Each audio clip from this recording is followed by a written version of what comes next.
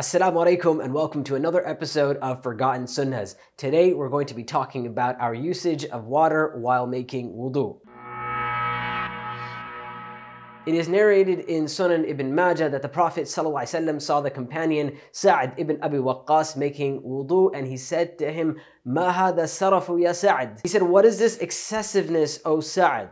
And Sa'd replied and said, "Afil wudu'i sarafun?" He said, "Can you be excessive while making wudu?" And the Prophet ﷺ said, "Na'am, yes, of course.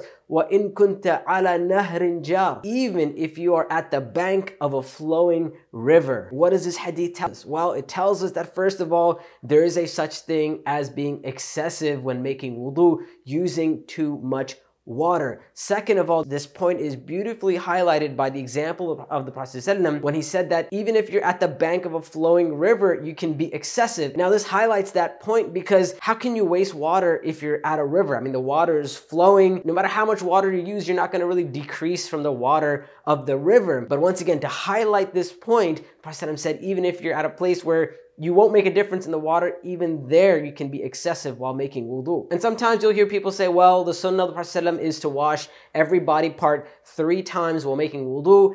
And that is, yes, that is correct. That is the sunnah of the Prophet ﷺ to wash each body part 3 times, but that shouldn't be an excuse to waste water and be excessive. And we say this because all you have to do is look at how much water the Prophet ﷺ actually used when making wudu. Anas radiyallahu ta'ala anhu wardahu tells us in Sahih Muslim, he says, "Kana an-Nabiy sallallahu alayhi wasallam yatawadda bil-mud." He said the Prophet sallallahu alayhi wasallam used to make wudu with a handful of water. وَيَغْتَسِلْ بِالصَّاعِ إِلَى خَمْسَةِ أَمْدَادٍ. And that he used to make ghusl with 4 to 5 handfuls of water. Now this is incredible. I mean, if you think about how much a handful of water is, it's very little water. To make all of our wudu, washing every body part 3 times with such a small amount of water, truly highlights how little water the Prophet ﷺ used. And on top of that, to make ghusl, the whole bath, with 4 to 5 handfuls of water, once again, this really proves the point